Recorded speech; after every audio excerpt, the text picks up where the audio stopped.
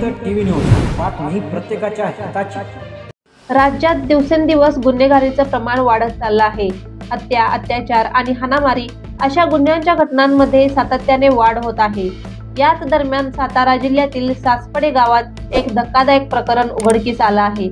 एका 13 वर्षीय शाळकर मुलीची घरातच एका तरुणाने जात्यानं ठेचून निर्घृण हत्या केल्याची घटना घडली आहे।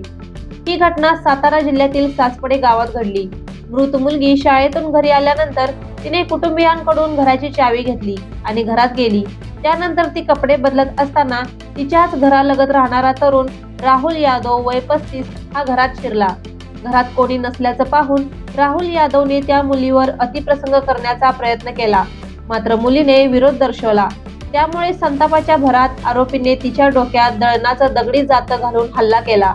या हल्ल्यात मुलीचा घटनास्थळीच मृत्यू झाला। घटनेची माहिती मिळताच स्थानिक पोलिसांनी घटनास्थळी धाव घेतली।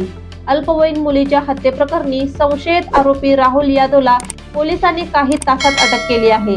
या घटनेनंतर गावात तणावाचं वातावरण निर्माण झालं। संतप्त ग्रामस्थांनी आरोपीच्या घरावर दगडफेक केली, तसेच घराची पत्रे उचकडली। या प्रकरणाचा तपास सुरू असताना पोलिसांनी आरोपी राहुल यादवचा मोबाईल जप्त करून तांत्रिक तपास सुरू केला। मोबाईल स्कॅन करताना पोलिसांच्या हाती धक्कादायक माहिती लागली आहे। आरोपीला अश्लील व्हिडिओ पाहण्याचा नाद असल्याचं पोलीस तपासात उघड झालं आहे। त्याच्या मोबाईलच्या इंटरनेट हिस्टरीतून तो नियमितपणे अशा साइट्सवर व्हिडिओ पाहत असल्याचे पुरावे मिळाले आहेत। सध्या पोलिसांचं एक पथक आरोपीची झाडाझडती घेत आहे, तर दुसरं पथक त्याच्या मोबाईल आणि ऑनलाईन ऍक्टिव्हिटीची तांत्रिक माहिती तपासत आहे। या प्रकरणाचा पुढील तपास सातारा जिल्हा गुन्हे शाखेकडून सुरू आहे। 13 वर्षीय मुलीच्या हत्येमुळे सासपडे गावात संतापाचं वातावरण सुरू असून पोलिसांनी परिस्थिती नियंत्रणात आणली आहे।